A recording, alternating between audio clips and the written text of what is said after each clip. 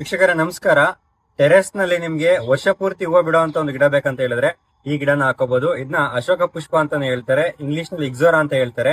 ಈ ಒಂದು ಹೂವನ್ನ ಶಿವನ ಪೂಜೆಗೆ ಕೂಡ ಬಳಸ್ತಾರೆ.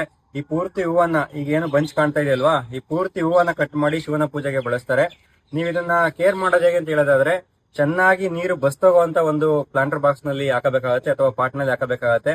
ಮತ್ತೆ ಮೇಲ್ಗಡೆ ಮಣ್ಣು ಡ್ರೈ ಆದಾಗ ನೀವು ನೀರನ್ನ ಹಾಕಬೇಕು. ಹೆಚ್ಚಿನದಾಗಿ ನೀವು ಚೆನ್ನಾಗಿ ಬಿಸಿಲು ಬೀಳುವಂತ ಜಾಗದಲ್ಲಿ ಈ ಗಿಡವನ್ನ ಇಡಬೇಕಾಗತ್ತೆ. ಮತ್ತು ನೀವೇನಾದ್ರೂ ಈ ತರ ಫ್ಲವರ್ ಎಲ್ಲ ಬಂದು ಒಣಗೋದ್ಮೇಲೆ ನೀವು ನೀಟಾಗಿ ಆ ಫ್ಲವರ್ ಬಂಚನ್ನ ಕಟ್ ಮಾಡಿ ತೆಗೆದ್ರೆ ಮತ್ತೆ ನಿಮ್ಗೆ ಹೊಸ ಬ್ರಾಂಚಸ್ ಬರುತ್ತೆ, ಮತ್ತೆ ಫ್ಲವರ್ ಬರುತ್ತೆ. ಸೊ ಅಶೋಕ ಪುಷ್ಪ ಅಂತ ಹೇಳಿ, ಇಕ್ಸೋರಾ ಅಂತ ಹೇಳಿ ಕರೀತಾರೆ. ನೀವು ಇದನ್ನ ಲೋಕಲ್ ನರ್ಸರಿಯಲ್ಲಿ ಪರ್ಚೇಸ್ ಮಾಡಬಹುದಾಗಿರುತ್ತೆ. ಇದರಲ್ಲಿ 4-5 ಕಲರ್ ಬರುತ್ತೆ. ಯಾವ ಕಲರ್ ಗಿಡ ತಂದ್ರೂ ಕೂಡ ನಿಮ್ಗೆ ವರ್ಷ ಪೂರ್ತಿ ಹೂ ಬಿಡುತ್ತೆ. ಸೊ ಈ ಒಂದು ಗಿಡವನ್ನ ನಿಮ್ ಟೆರೆಸ್ ನಲ್ಲಿ ಬೆಳೆಸಿದ್ರೆ ನಿಮ್ಗೆ ವರ್ಷ ಪೂರ್ತಿ ಹೂವು ಬಿಡುವಂತ ಒಂದು ಉತ್ತಮವಾದ ಗಿಡ ಆಗಿರುತ್ತೆ. ಇದೇ ರೀತಿ ಹೆಚ್ಚಿನ ಗಾರ್ಡನ್ ಸಂಬಂಧಿಸಿದ ಮಾಹಿತಿಯನ್ನ ಪಡಿಬೇಕಂತ ಹೇಳಿದ್ರೆ ನಮ್ಮ ಚಾನಲ್ ಅನ್ನ ಫಾಲೋ ಮಾಡ್ಕೊಳ್ಳಿ.